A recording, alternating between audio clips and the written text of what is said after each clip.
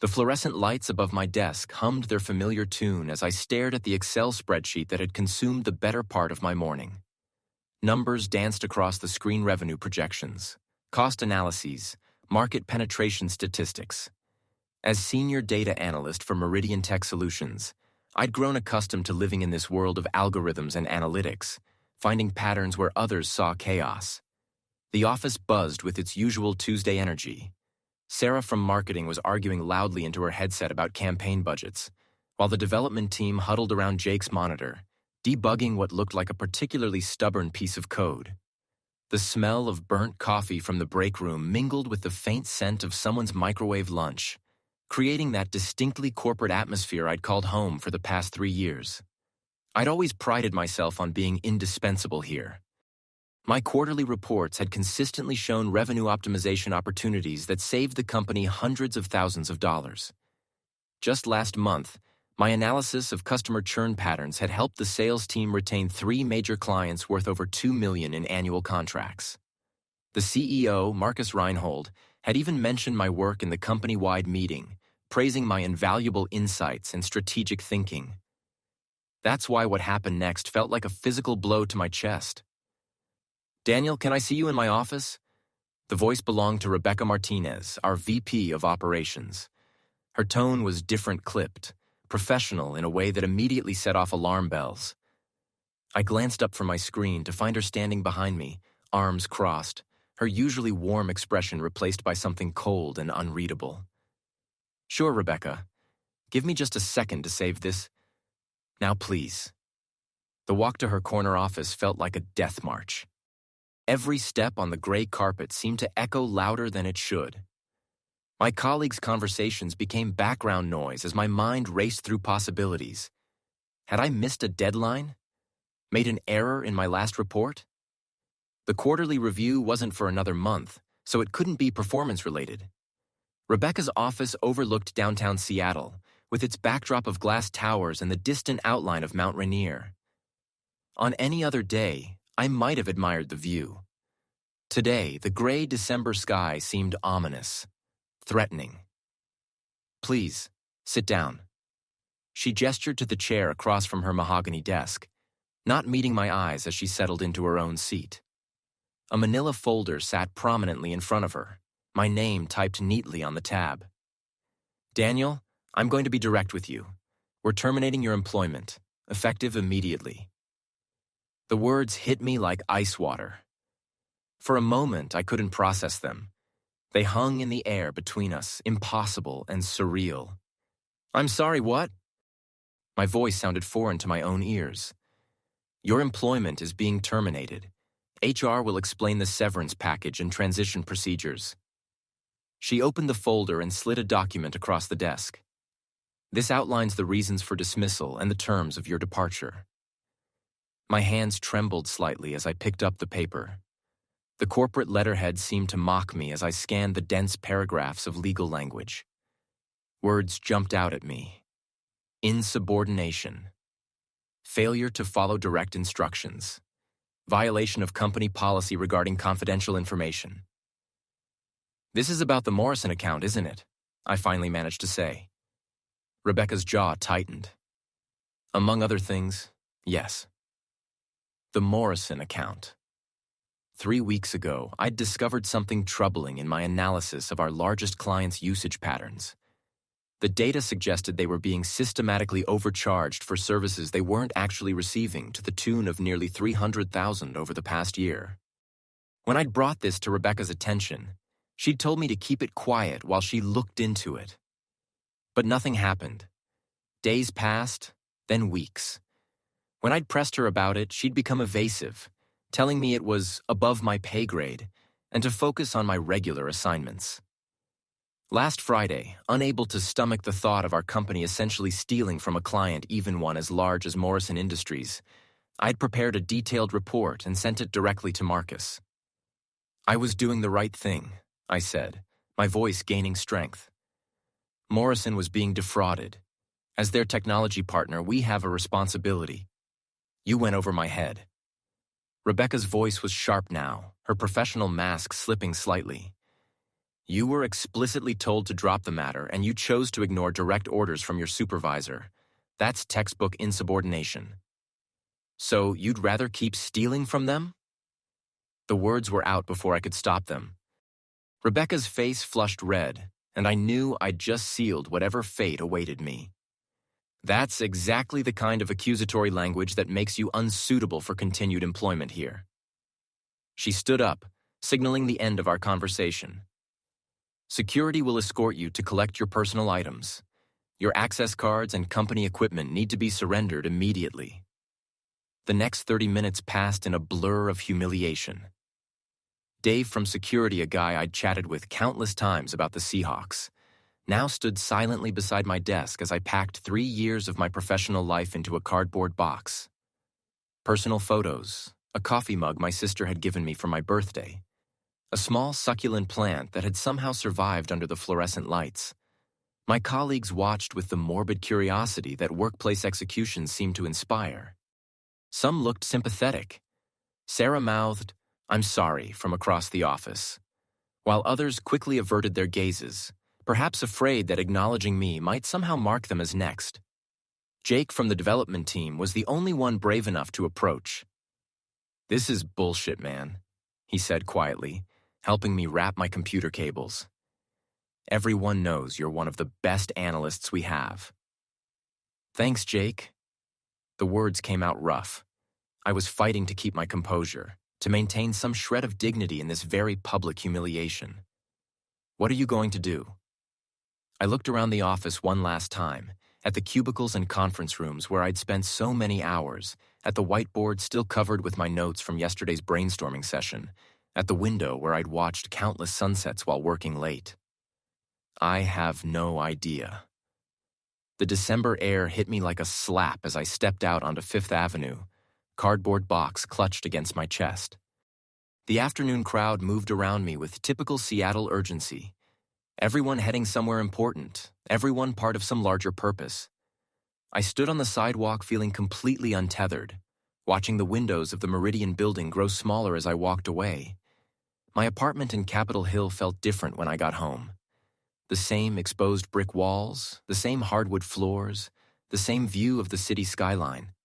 But everything seemed dimmed somehow, as if someone had turned down the brightness on my entire life.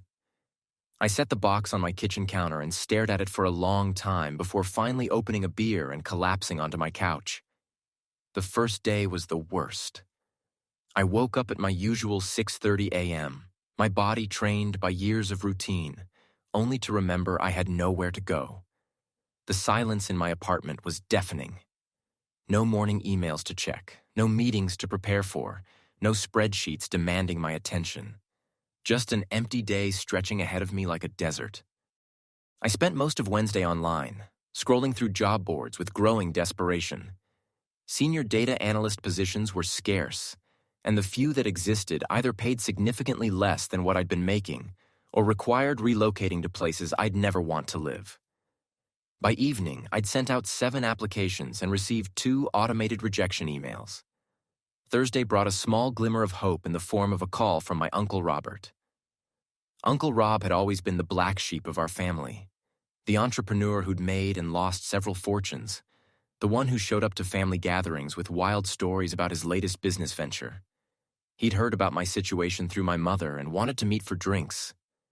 We met at Pike Place Market, at a small wine bar tucked between a flower vendor and a shop selling handmade jewelry. Uncle Rob looked exactly as I remembered. Salt and pepper beard, expensive suit that somehow looked rumpled, eyes that seemed to hold secrets. "So," he said, settling into the booth across from me, "tell me about this company that was stupid enough to fire my favorite nephew." Over 2 glasses of Washington State Merlot, I told him everything. The Morrison account, Rebecca's attempts to cover it up, my decision to go directly to the CEO, and the swift retaliation that followed. Uncle Rob listened without interrupting, occasionally nodding or raising an eyebrow. "Interesting," he said when I finished. "And you said this Morrison account represents about 15% of their annual revenue?" "Closer to 18%, actually. They're our biggest client by far."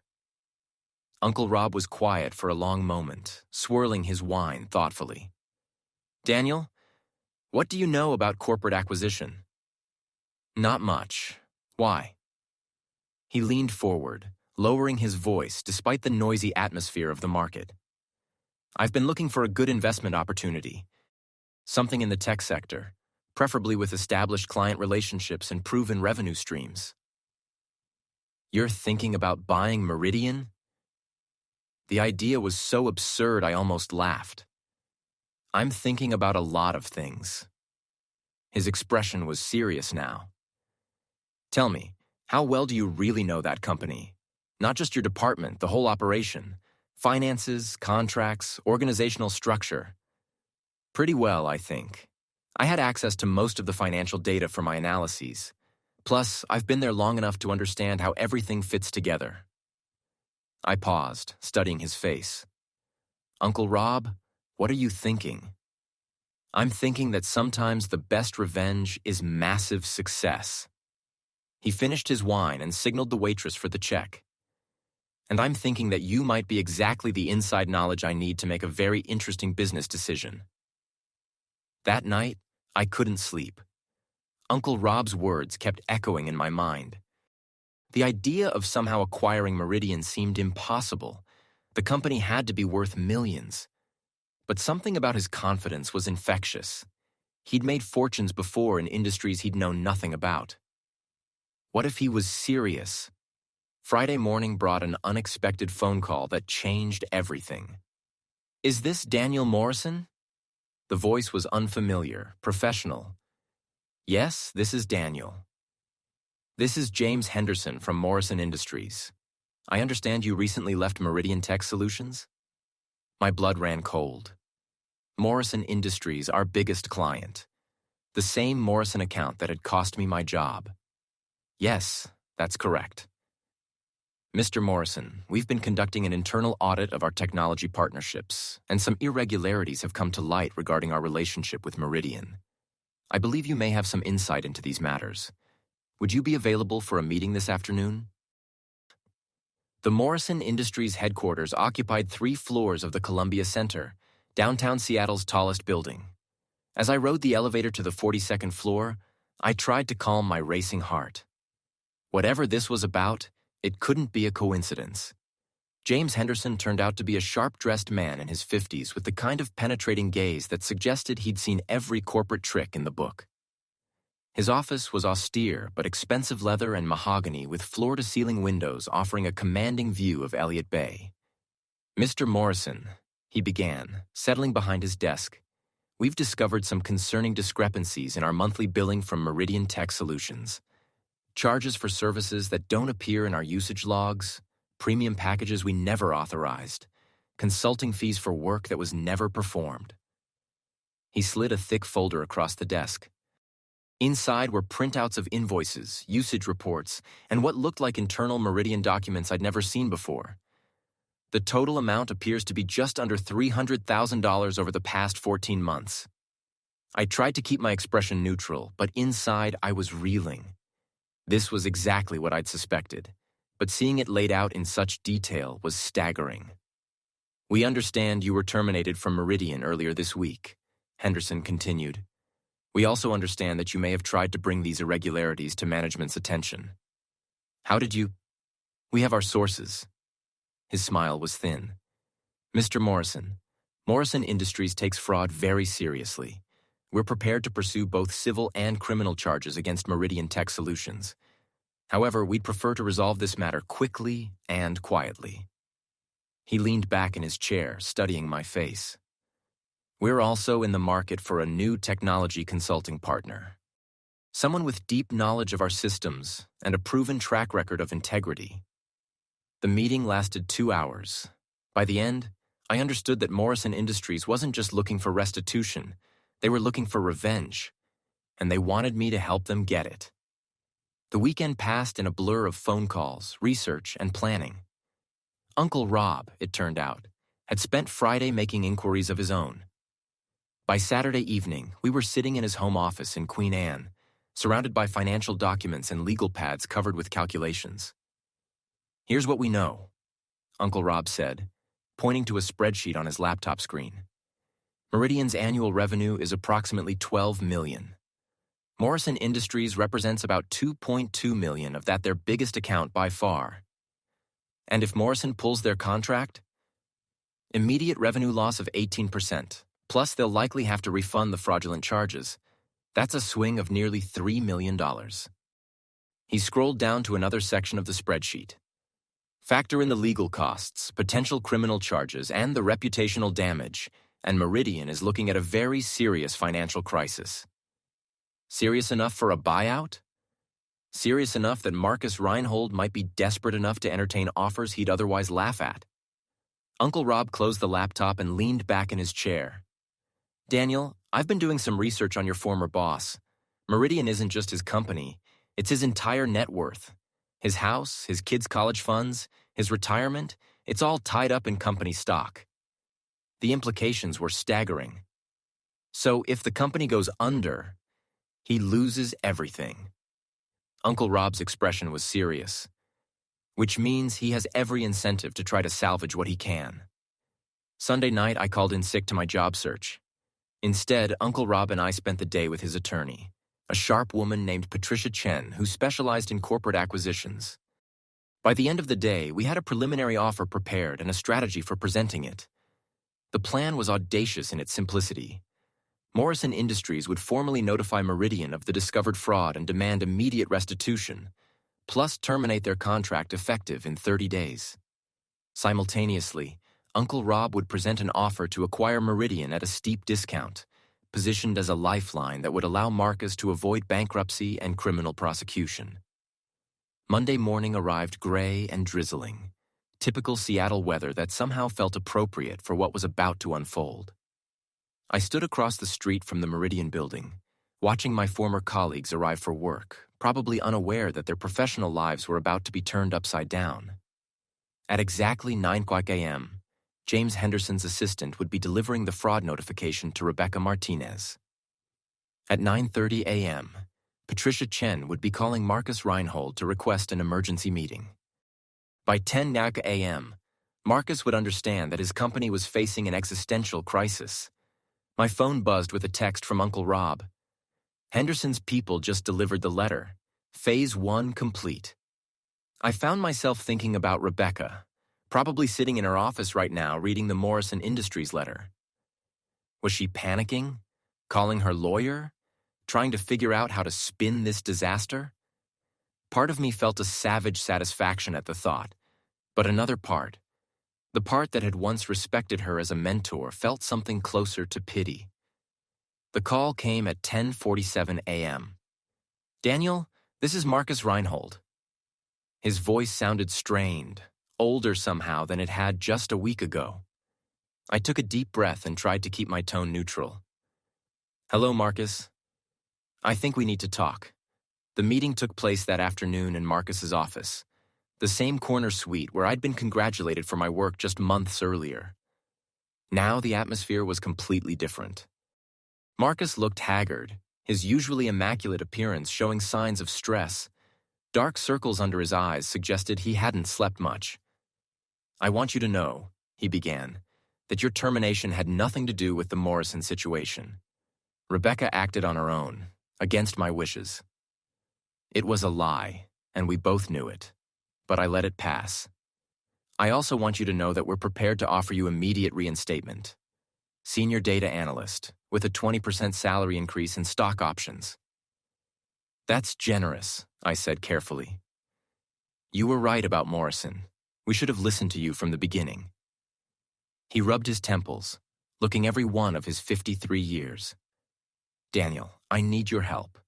Morrison Industries is threatening criminal prosecution. They're demanding immediate restitution of nearly $300,000. Plus, they're terminating their contract. I'm sorry to hear that. Are you? His eyes met mine, and I saw desperation there. Daniel, you know this company better than almost anyone. You know we're not criminals. Yes, there were billing errors, systematic errors that should have been caught. But fraud, criminal intent, that's not who we are. I let the silence stretch between us. Through the window, I could see the afternoon sun breaking through the clouds, casting long shadows across the city. Marcus, I need to tell you something. I've been in discussions with an investor group that's interested in acquiring Meridian. His face went pale. What kind of investor group? The kind with enough capital to resolve the Morrison situation and keep the company operational. I leaned forward slightly. They're prepared to make an immediate offer. How immediate? Today. The next 3 hours were a masterclass in desperate negotiations. Marcus called in his lawyer, his accountant, and Rebecca, who looked like she'd aged a decade since our confrontation the previous week. Uncle Rob arrived with Patricia Chen and a briefcase full of documents. The offer was brutal in its precision. 8 million for complete acquisition of Meridian Tech Solutions, including all assets, contracts, and liabilities. It was roughly 30% of the company's book value, but given the circumstances, it might be the only offer Marcus would ever see. "This is highway robbery," Rebecca said during a brief recess. "No," Marcus replied quietly. "This is the only way we avoid criminal prosecution and bankruptcy." The final negotiations stretched past midnight. There were heated arguments about employee retention, about the handling of the Morrison situation, about dozens of technical details that would determine the future of everyone involved.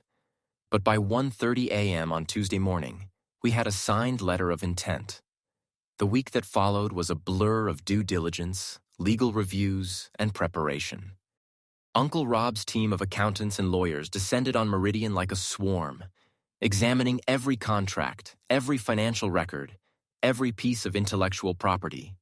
I found myself in the strange position of being both insider and outsider, helping to evaluate the company I'd worked for, knowing that in a few days I might be its owner. Marcus handled the transition with surprising grace.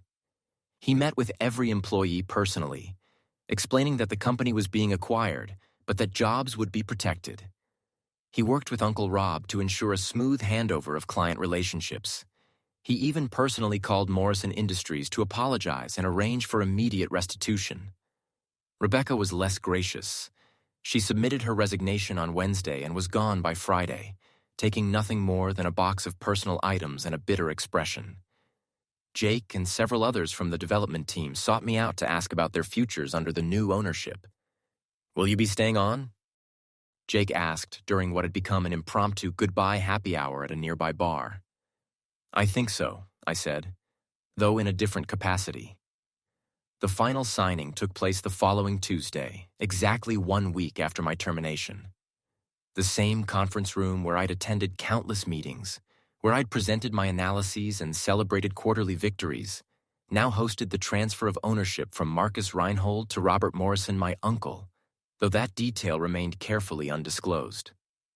As we signed the last documents, Marcus looked across the table at me with something that might have been respect.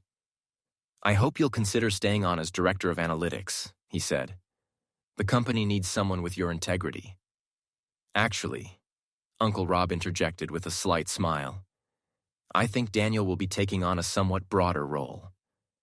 That afternoon, Uncle Rob called an all-hands meeting. The entire Meridian staff crowded into the largest conference room, buzzing with speculation about the new ownership. I stood at the back, watching faces I'd worked alongside for 3 years, people who had no idea what was coming. Uncle Rob was good at this kind of theater. He talked about his vision for the company, about maintaining Meridian's culture while expanding its capabilities, about exciting opportunities ahead. Then, just as the meeting was winding down, he delivered the final surprise. "I'd like to introduce you to Meridian's new CEO," he said, turning toward me with a grin. "I think most of you already know Daniel Morrison." The silence was profound. Then Jake started clapping, slowly at first, then with growing enthusiasm. Others joined in, though I could see confusion and surprise on many faces. Sarah from marketing was crying, though I couldn't tell if they were tears of joy or shock. As the applause died down, I stepped forward to the front of the room.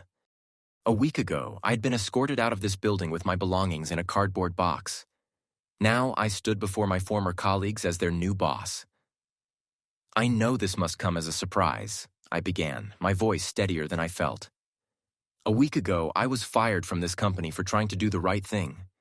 Today, I have the opportunity to make sure that doing the right thing is always our first priority. I looked around the room, meeting as many eyes as I could. We've all made mistakes. The company made mistakes in how it handled the Morrison Industries account. Management made mistakes in how it responded to those problems. I made mistakes in how I chose to address those concerns. The room was completely quiet now. But mistakes are only failures if we don't learn from them. Meridian Tech Solutions is going to be different going forward. We're going to be transparent with our clients, fair to our employees, and honest in all our dealings. And we're going to be very, very successful. The applause this time was more genuine, more enthusiastic. As the meeting broke up and people began to file out, several colleagues approached to shake my hand or offer congratulations. The mood was lighter somehow, as if a weight had been lifted from the entire office.